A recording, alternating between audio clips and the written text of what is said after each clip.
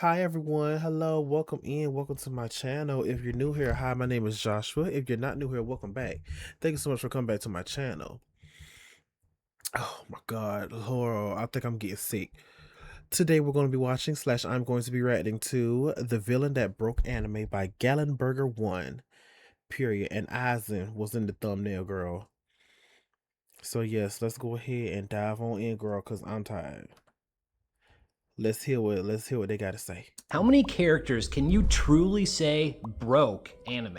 Not just iconic, not just powerful. I'm talking about characters so unforgettable that they rewrote the rules of the genre. You could probably count them on one hand. And today, I'm going to show you the one who did it best. The man who shattered Eisen. expectations, who hijacked the story of Bleach itself. This is how Sosuke Aizen broke anime and why we still haven't recovered. Of the 42 characters I've covered on my channel so far, I honestly believe that after research, this is the most interesting character I've come across and the most fun I've had making a video. This dude is so insane that he stops the main character's theme song with a finger. When you talk about a character breaking anime, Bitch, not theme song.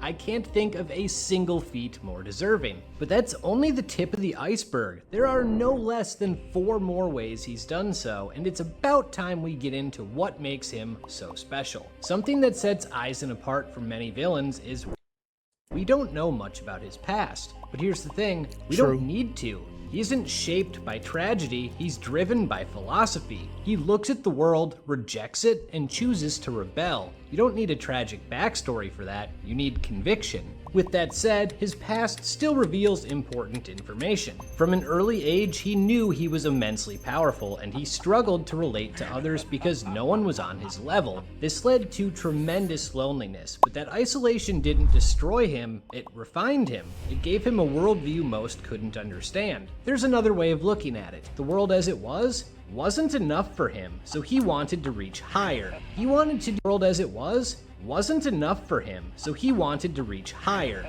He wanted to do what no one before him, not even gods, had done, stand atop the heavens.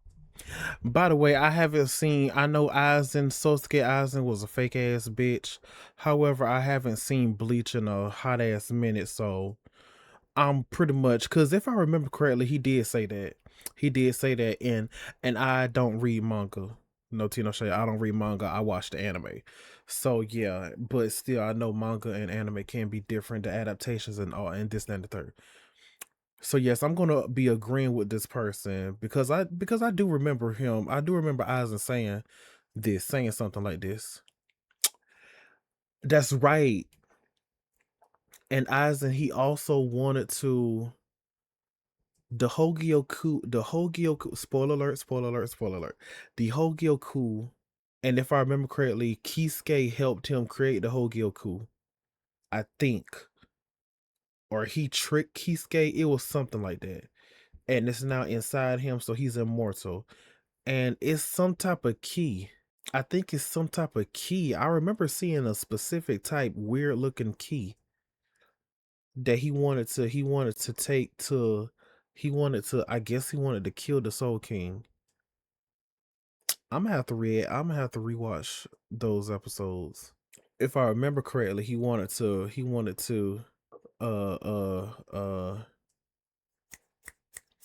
yeah, he wanted to I guess he wanted to kill the Soul King, basically. But bitch, Yuha Baha beat you to it. Shit. This ideology isn't made up. It's actually rooted in real-life philosophy that comes by way of a man named Friedrich Nietzsche. I probably butchered that.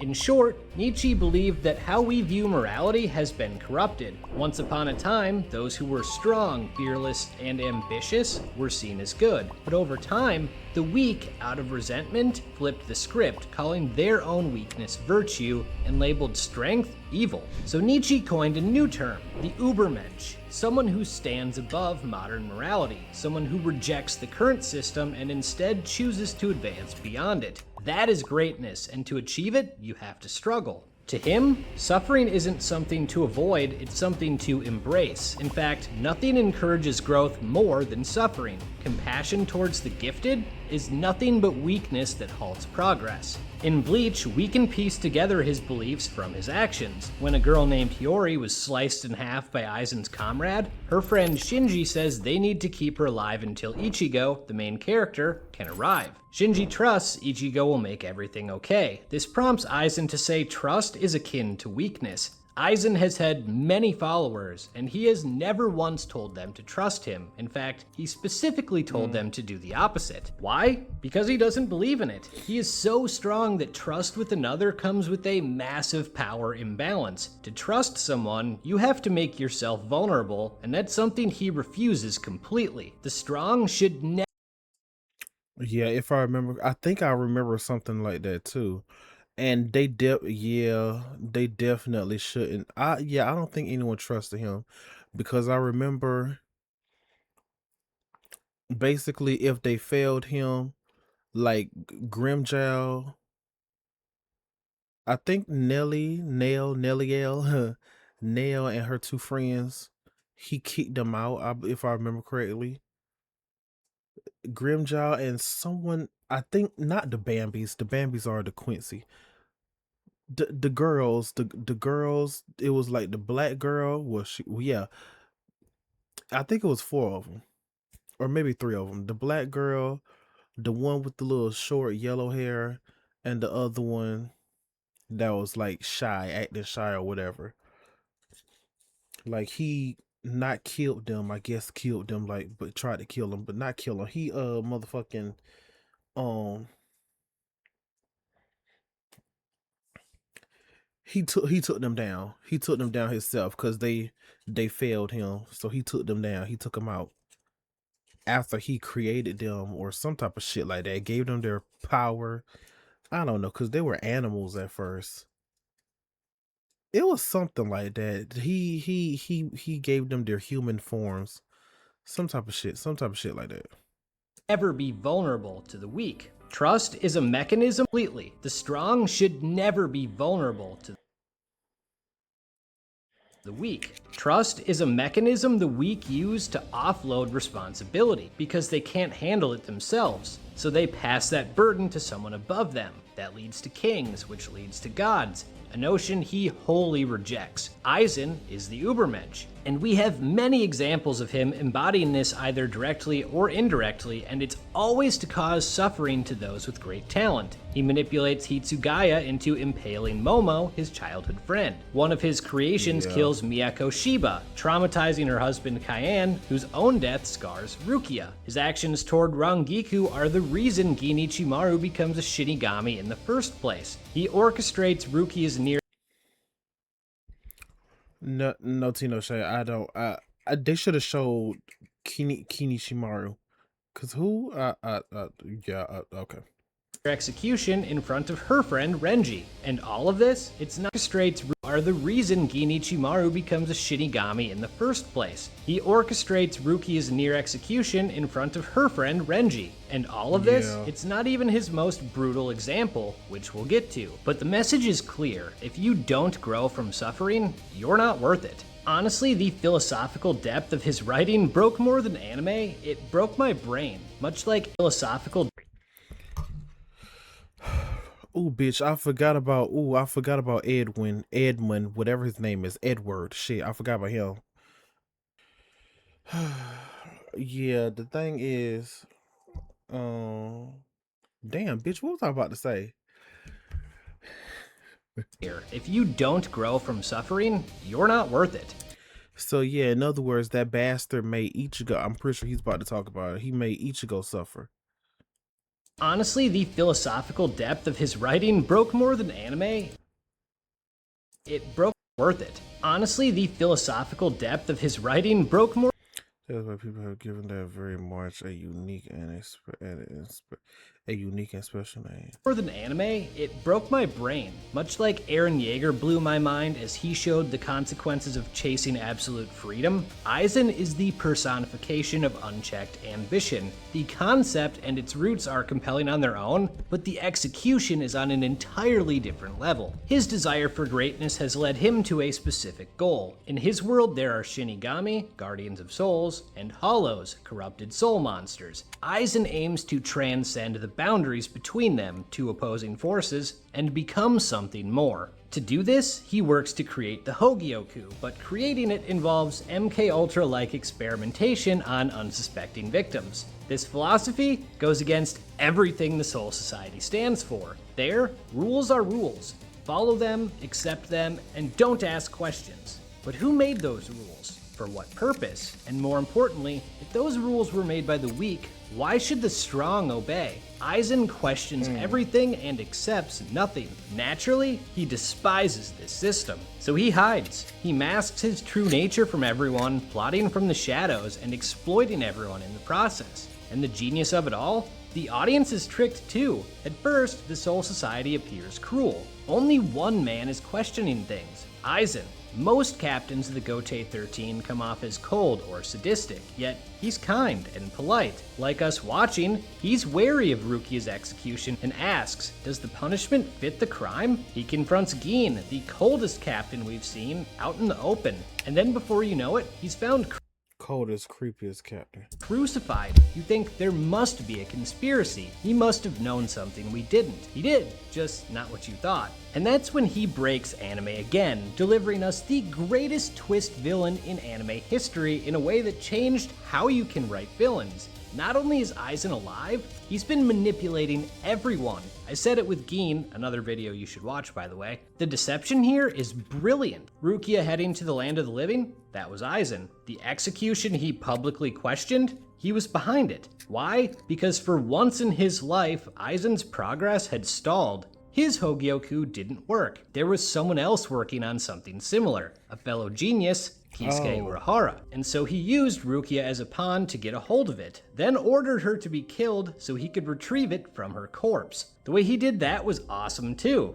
He went to the judicial branch of the Soul Society and murdered all of them, then used his Zanpakuto Kyoka Suigetsu to impersonate them with its hypnosis ability. From there, he issued rulings that benefited his scheme with no one the wiser. Between Rukia's execution, Ichigo infiltrating the Soul Society, and Gin playing up his own guild per Aizen's orders, Sosuke was able to operate completely unnoticed. Not only was he behind what we were seeing in the Soul Society, he was even responsible for things we hadn't learned about yet, like why Urahara left being a captain. Before the series even began, Aizen realized his captain, Shinji, was wary of him, and he leaned into that, which allowed him to not only use Shinji as part of his experiments, but scapegoat both him and Urahara.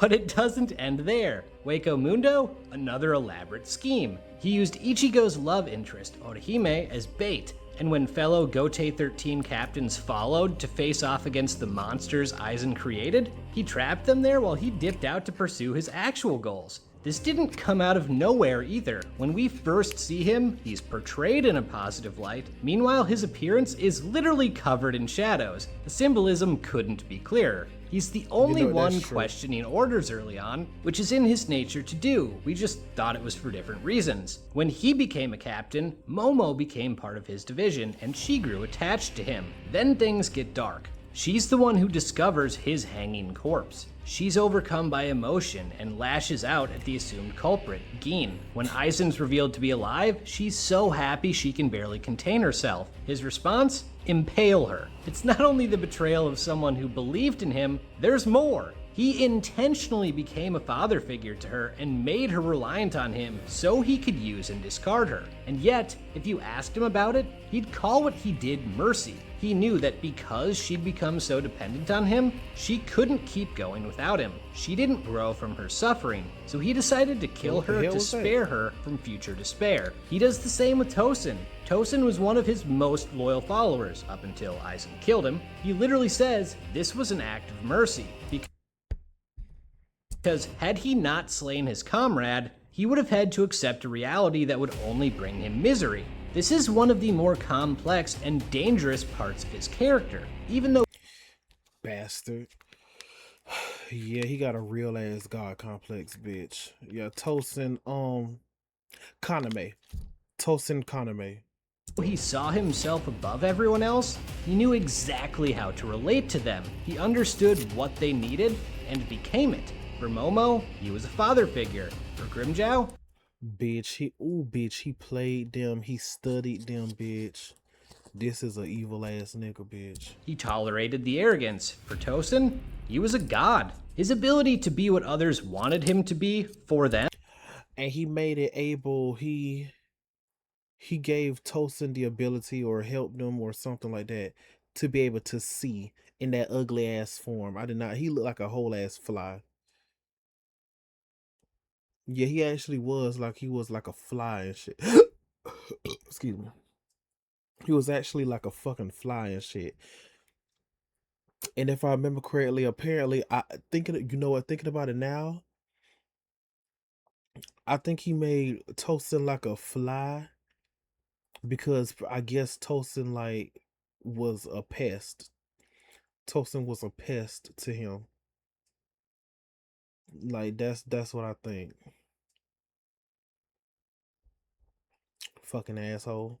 Is one of the biggest reasons why he was so successful. He really is the perfect combination of strength and manipulation, so it's fitting that there is no better metaphor for that than his own weapon, Gyokasuigetsu, a sword that gives him absolute control over your five senses, and all it takes to activate is seeing his blade once. There's no better Yep. example of how OP this is than when Shinigami attempt to attack him. Ichigo is watching them like, what the hell are you guys doing? And it turns out, they're all attacking Momo while Aizen is just there chilling. For me, it's such a fascinating concept to have a godlike being decide to battle with more psychological warfare than brute strength. Another detail I love is what Aizen does after creating the Arankar, hybrid hollow Shinigami beings that work under him. The strongest of these, the Espada, were each chosen to represent a different aspect of death. Once the Hogyoku has been perfected and he absorbs it, he decides he no longer has any use for them. This is symbolic. He is beyond death, which with the Hogyoku, he literally is. There's even a poem tied to his character about this very idea,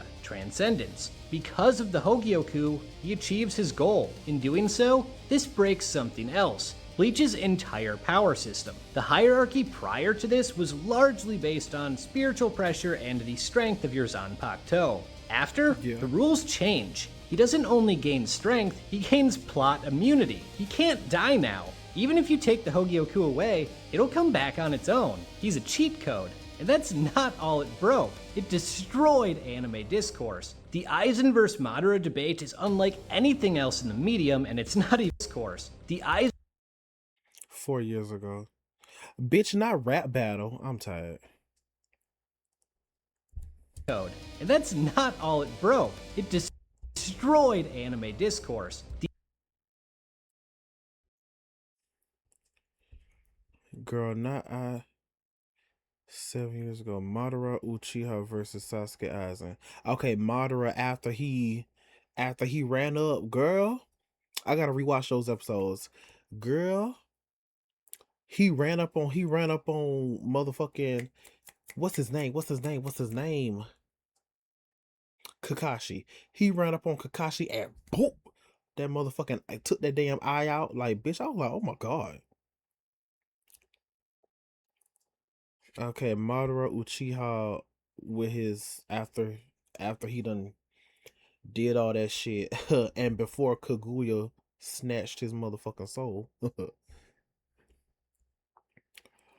Oh my god. The Aizen vs. Madara debate is unlike anything else in the medium, and it's not even debatable. It's still ongoing, and we have yet to recover from it. No tea, no shade. Last I checked, Madara is not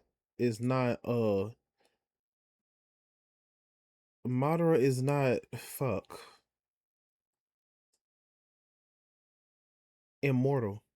Yeah, Madara Uchiha is not immortal, I guess, unless they're like fucking talking about when he got all that shit, he took Kakashi's eye and shit.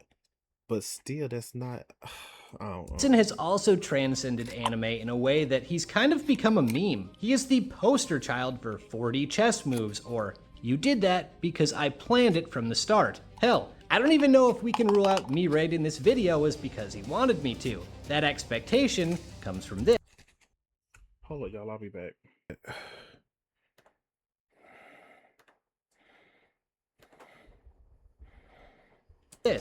Aizen, Bleach's big bad, planned out Ichigo's future from the start. He was there when Ichigo's parents met. They were a unique pairing, a Shinigami and a Quincy, sworn rivals, the latter of which contained a hollow inside her, and they ended up conceiving, so of course, Aizen took. Yeah, she contained a hollow inside.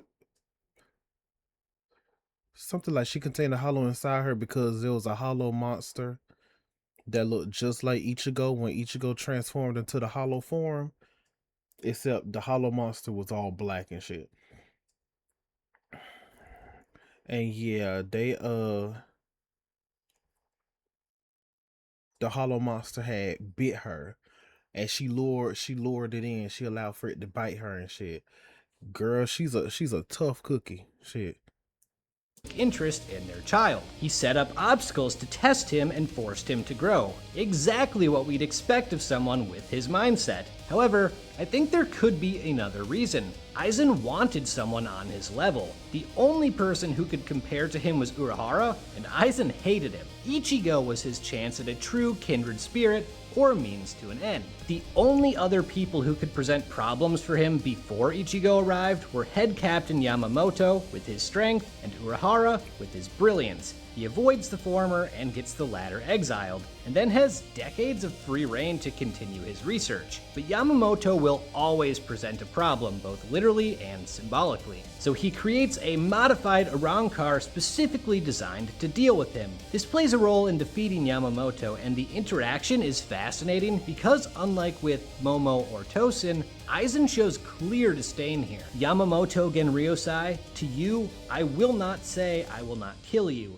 You are the very history of the Soul Society itself, and as such, you alone will die by my sword. This man represents everything Aizen despises about the Soul Society. He is the old guard, the status quo itself, and it's why he cannot be spared. But the job isn't done. Yes, he's transcended, but remember the other thing he wanted? To stand atop the heavens. If he can create a portal by collecting enough souls, he will literally be able to step foot at the Palace of the Soul King, a godlike entity within the Bleach universe. If he gets there, his goal is complete. But would that be enough? At one point he says the only solitude he's ever known comes from his blade. That could mean a lot of things. Maybe he wants an equal. Maybe his only way to combat his loneliness is with strength. Maybe he secretly yearned to be average, to not feel the burden of being exceptional. So if he does reach that final destination, what then? Will he be satisfied, or will it become a stepping stone to something greater? I don't know.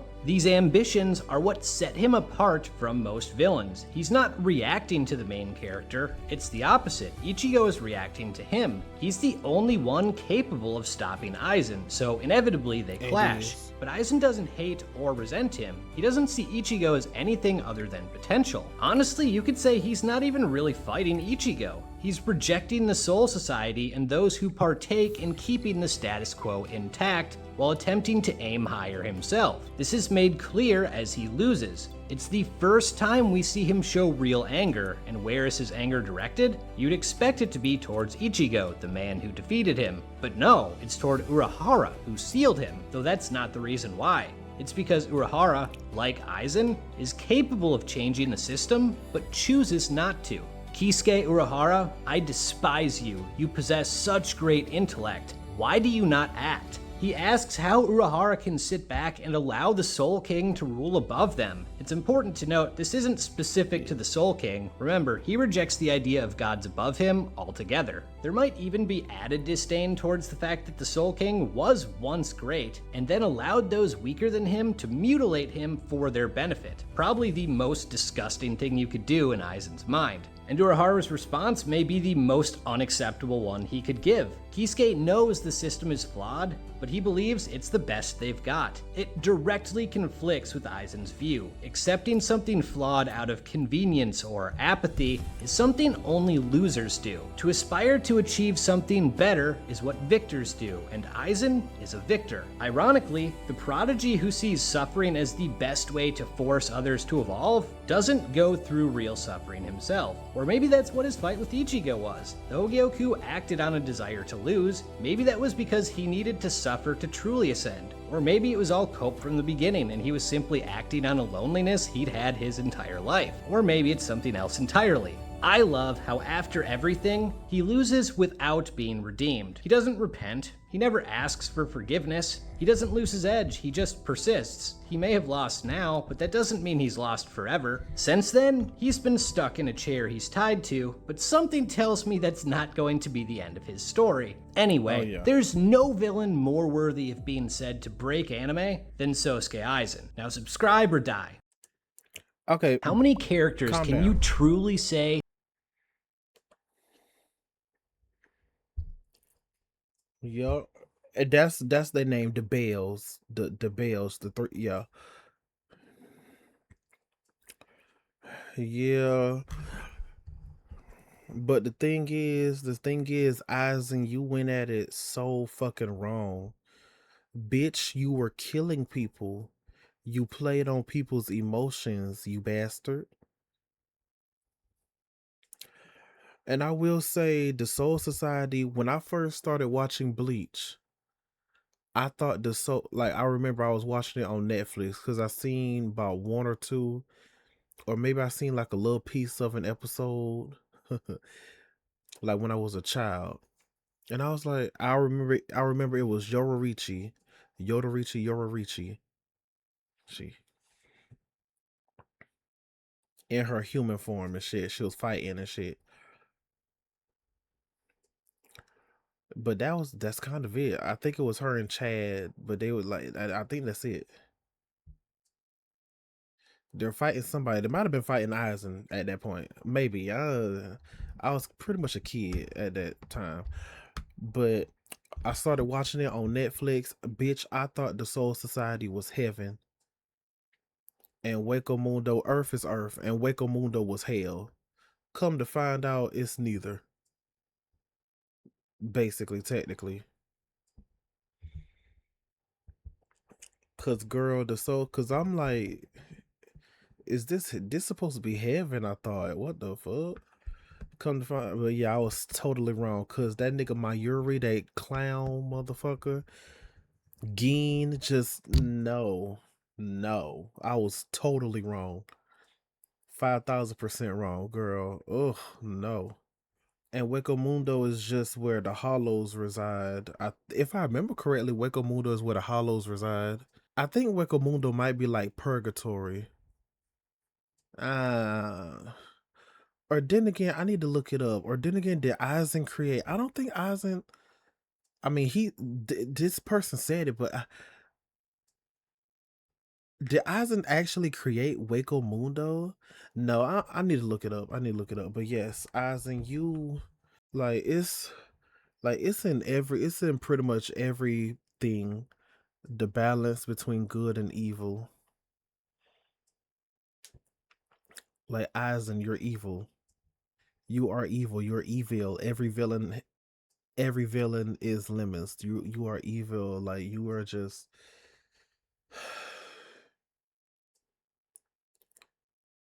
and he wanted to go to the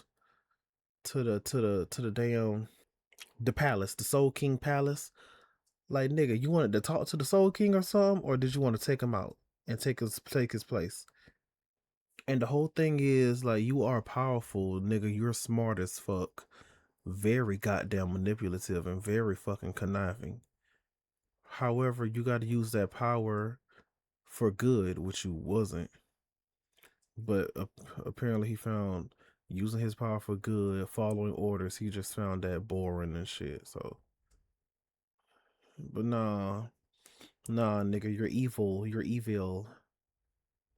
You've hurt people. You've tricked people. You've killed people, bitch. The fuck? You're going to hell. Well, thank y'all so much for watching. Thank y'all for tuning in. I do need to rewatch those episodes. I do not, especially Ichigo versus Grimjow. I do not remember. I must have been asleep or something. I do not remember Ichigo and Grimjow fighting. Cause I would watch Netflix. I would watch it. No, yeah, it was on Netflix, but then I watched it on Hulu because Netflix only had like they do that for some anime, for some shows. They only have like 3 seasons, 5 seasons or something. But Hulu be having it all the seasons. So I was watching it on Hulu and shit. I must have fell asleep, or I just wasn't paying attention, or I skipped a few episodes or something. Cause bitch, I do not remember Ichigo and Grimjow fighting. So yeah, I definitely gotta rewatch those episodes. Maybe the whole thing. Maybe yeah, pretty much maybe the whole Arrancar arc.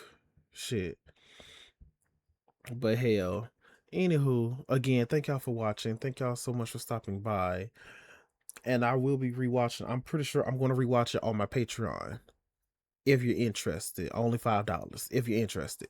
But anywho, make sure y'all like, comment, share, subscribe if you want to, and make sure y'all love and take care of yourselves, mentally, verbally, spiritually, emotionally, and physically. Oh, bitch, excuse me, and physically. Bye bye. See y'all later.